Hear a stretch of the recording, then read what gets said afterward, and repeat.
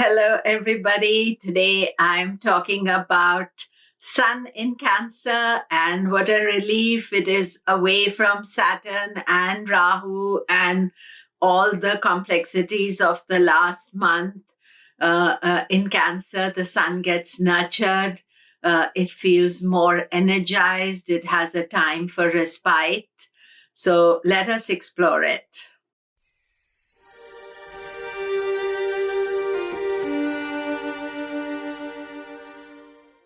Hello, I'm Komilla Sutton. I am talking about Sun in Cancer today. And those of you who are new to my channel, I have been a professional Vedic astrologer since 1995, 96. I have written many books. I'm the co-founder of the British Association of Vedic Astrology. And Jyotish is my great love, and I'm sharing it with you all. So do remember to like as well as subscribe. You know, if you subscribe, then you'll instantly get reminders when I post things. So I'm posting regularly, and I follow the transits as well as I follow the I do the tutorials. So Sun in Cancer is from 16th of July to 17th of August. And during this transit, as I explained to you earlier, it has now moved away from Rahu. It has done with the eclipses. It's done with the opposition to Saturn and opposition to Ketu. So it's a bit exhausted, frazzled as it moves into Cancer. But the Cancer, it's a friend sign for the Sun. It gets nurtured in this experience. And there are a number of planets in Cancer. There's going to be a conjunction with Venus, with Mercury. Mars is also there. But these are way more friendly energies and not disturbing to the Sun. In fact, Sun soaks in more energy from this position.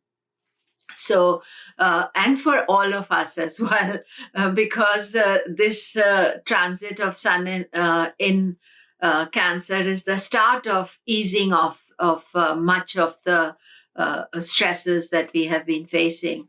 Now, as you know, that 16th is the start of Sun in Cancer. It is Sankranti, so always a day for more meditative energy, more spiritual energy. It is also Guru Purnima day. It is also Eclipse day. So I've made separate videos for that, and you can listen to them. But Guru Purnima, celebrating the Guru, celebrating knowledge. So we are all appreciating that day. And eclipse means that some disturbed energy is there at this time. It is also the start of the Dakshinayana. So the Sun is now moving away from Earth. So for the next 6 months, the Sun will move away from the Earth. The days will get shorter. And it is always regarded as two halves of the Sun energy. But as I said, it feels much better for all of us because there is no conflicting energy for the Sun. So the key factors in this particular transit is that Sun is going to conjoin with Mercury on 21st. So we have a conjunction with Mercury. Sun Mercury conjoin 6 times a year. In fact, Mercury comes to the Sun to soak up its energy, and Sun takes support also from Mercury and feels quite happy with that conjunction. It's more, I would say, difficult for Mercury a bit. So communication and some crossed wires are there, but we should just deal with it in a normal way of being.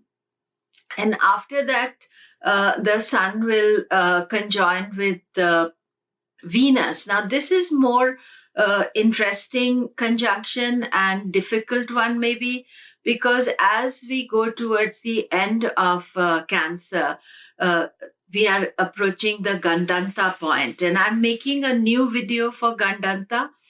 So all the planets are going through Gandanta.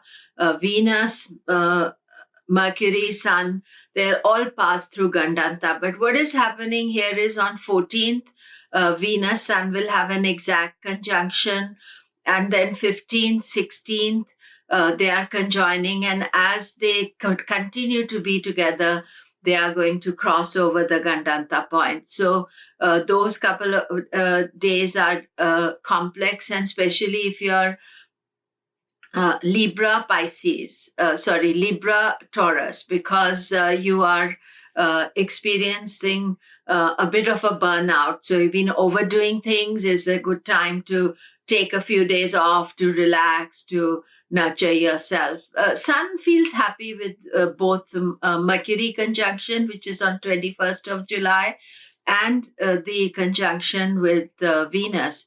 Only thing is that Gandanta point transit, which is 16th and 17th of August, every year Sun crosses that point. But this year, both Sun and Venus are crossing simultaneously. So we just watch for 16th, 17th. The Gandanta crossings are more unsettled, insecure times. So as you know, this is not a good time to begin any new projects, do anything while Sun is in transition. And it is also Sankranti time. So Sankranti is the transition of Sun from one sign to the other. So every month, we pay attention to Sankranti, and just a few hours or few minutes maybe of thinking about what has passed in the month, what is going next month, actually plays huge dividends in future, because you're contemplating on what has happened in the life and how you can improve yourself. So the two Sankrantis, 16th of July and 17th of August. Now, 16th of July is more fraught because it's an eclipse also and lots of stuff happening. But August 1 is way calmer, and Sun is going into its position of power. So you are going to gain something more. The Sun is rested now and it's ready to fire up. So that is the end of the Cancer transit. So the three nakshatras the Sun goes through are Punarvasu, Pushya, and Ashlesha. Now, Sun comes into Punarvasu on the 16th, and immediately it feels better, because Punarvasu, only one pada is there. It is Pushkara and Vargotama. So that is a sweet spot for the Sun, where the Sun feels very, comfortable, as I said, after July, half of July being a bit fraught with problems. So there's a sudden feeling of positive energy. And then Punarvasu is also, nakshatra ruled by Jupiter. Its deity is Aditi, the universal mother. So there's this whole aspect of people are bothering about the Sun and caring about it. And so it's a nice energy to have. And then after that, we go into Pushya. So Punarvasu is from 16th to 20th of July. And Pushya is 20th July to 3rd of August. Now, again, in Pushya, the Sun is comfortable. It's flowering of the personality.